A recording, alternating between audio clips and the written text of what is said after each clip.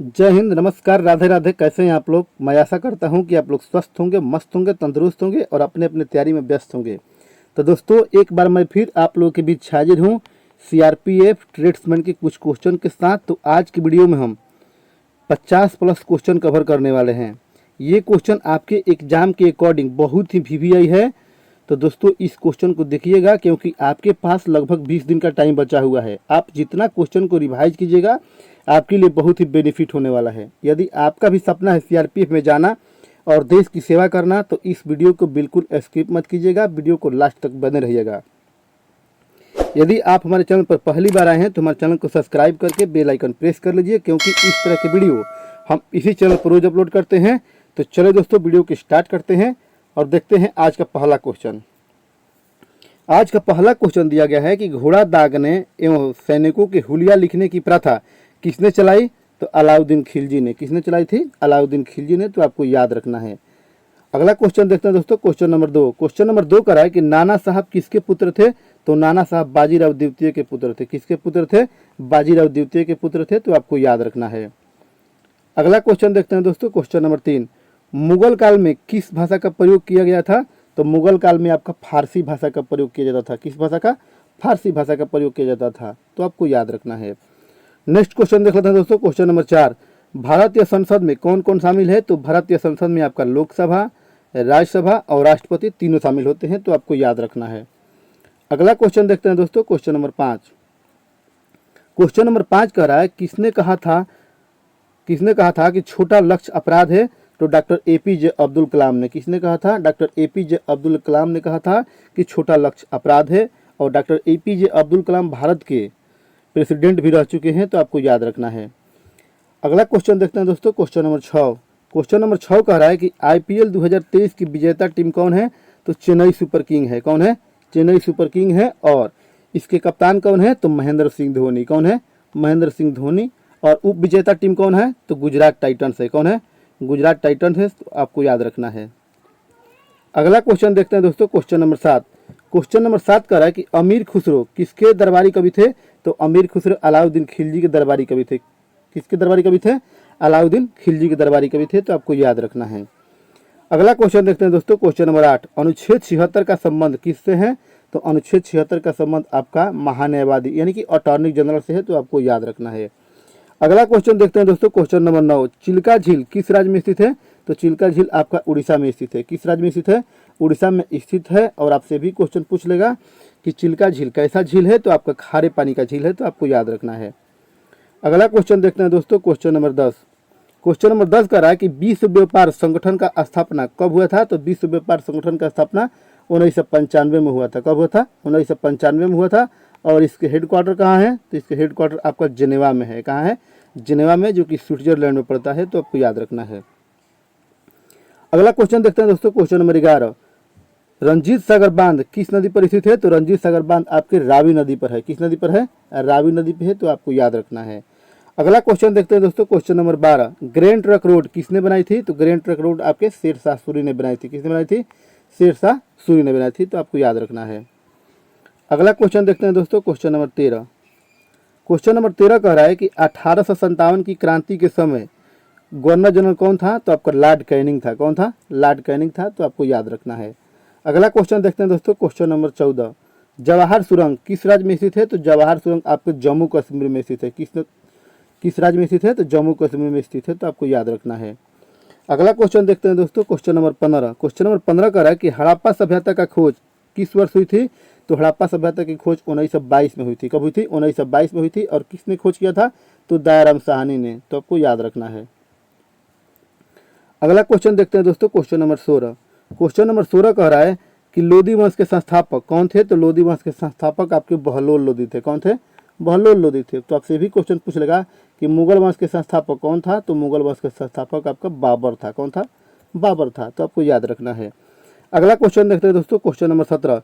झूलती मीनार कहाँ स्थित है? तो झूलती मीनार आपका अहमदाबाद में स्थित है। कहाँ स्थित है? अहमदाबाद में स्थित है। तो आपको याद रखना है। अगला क्वेश्चन देखते हैं दोस्तों, क्वेश्चन नंबर 18। क्वेश्चन नंबर 18 कह रहा है कि सबसे पहले भारतीय नोबेल पुरस्कार विजेता कौन थे?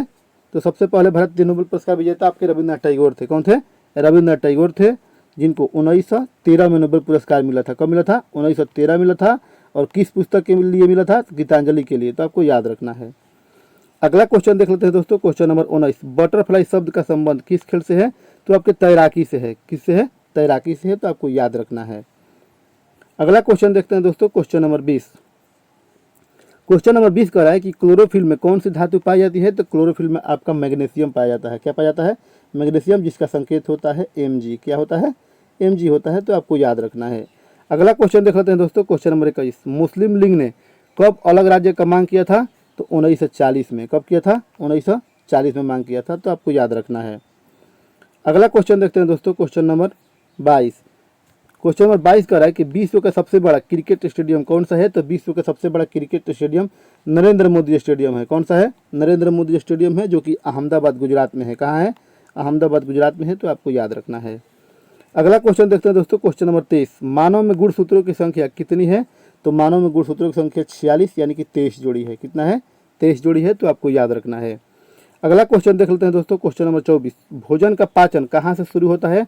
तो भोजन का पाचन आपके मुख से शुरू होता है। कहाँ होता है?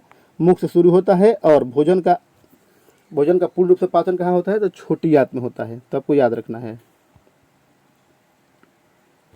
अगला क्वेश्चन देखते हैं दोस्तों, क्वेश्चन नंबर 25। क्वेश्चन नंबर 25 कह रहा है कि सेबी का स्थापना कब हुआ था? तो सेबी का स्थापना 1988 में हुआ था। कब हुआ था? 1988 में हुआ था। और सेबी का फुल फॉर्म क्या होता है? Security exchange board of India. क्या होता है? Security exchange board of India होता है। तो आपको याद रखना है। और इसका मूल कार्य क्या है? तो इसका मूल कार्य है शेयर मार्केट का नियम का पालन करना। अगला क्वेश्चन देखते हैं दोस्तों, क्वेश्चन नंबर 26। आकाश का रंग नीला दिखाई देने का कारण क्या है? तो प्रकाश का प्रकीर्णन। किसके कारण? प्रकाश के प्रकीर्णन के कारण आकाश का रंग जो है नीला दिखाई देता है। तो आपको याद रखना है। अगला क्वेश्चन देखते हैं दोस्तों, क्वेश्चन नंबर 27। ताशकंद शहर कहाँ स्थित है? तो ताशकंद शहर आपका उज्बेकिस्तान में है। कहाँ है?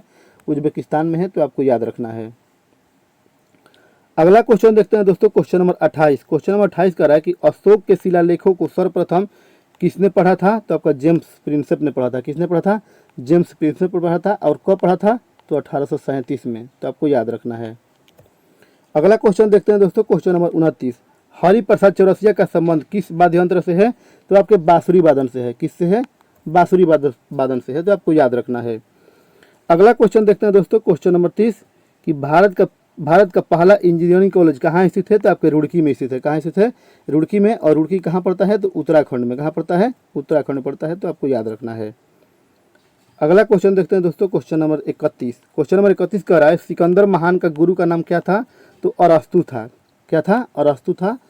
तो आपको याद रखना है। अगला क्वेश्चन देखते हैं दोस्तों, क्वेश्चन नंबर 32। संसद के 2 अधिवेशनों के बीच का समय अंतराल कितना होता है? तो 6 महीने का होता है। कितना होता है? 6 महीने का होता है। तो आपको याद रखना है। अगला क्वेश्चन देखते हैं दोस्तों, क्वेश्चन नंबर 33। क्वेश्चन नंबर 33 कह रहा है कि विश्व महासागर दिवस कब मनाया जाता है? तो विश्व महासागर दिवस 8 जून को मनाया जाता है। कब मनाया जाता है?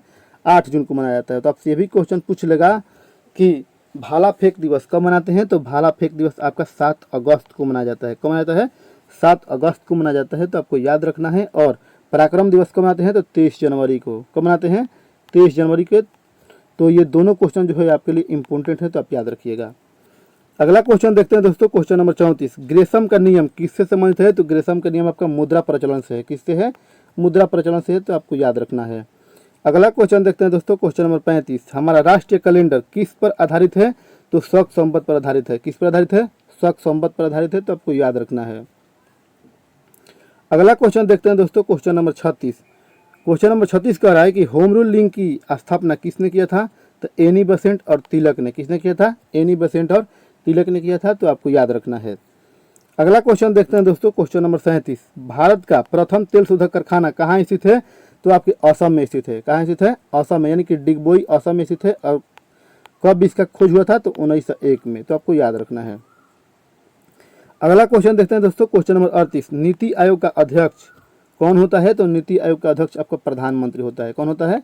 प्रधानमंत्री होता है। तो आपको याद रखना है। अगला क्वेश्चन देख लेते हैं दोस्तों, क्वेश्चन नंबर 39। स्पेन का राष्ट्रीय खेल क्या है? तो स्पेन का राष्ट्रीय खेल आपका सांडों की लड़ाई है। क्या है? बुल फाइटिंग है। तो आपको याद रखना है।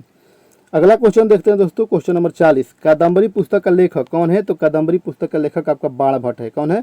बाढ़ भट्ट है, तो आपको याद रखना है। अगला क्वेश्चन देखते हैं दोस्तों, क्वेश्चन नंबर 41। क्वेश्चन नंबर 41 कह रहा है कि बारदौली सत्याग्रह कब हुआ था? तो बारदौली सत्याग्रह 1928 में हुआ था। कब हुआ था? 1928 में हुआ था। और इसका नेतृत्व किसने किया था? तो सरदार वल्लभ भाई पटेल ने। किसने किया था? सरदार वल्लभ भाई पटेल ने किया था, तो आपको याद रखना है।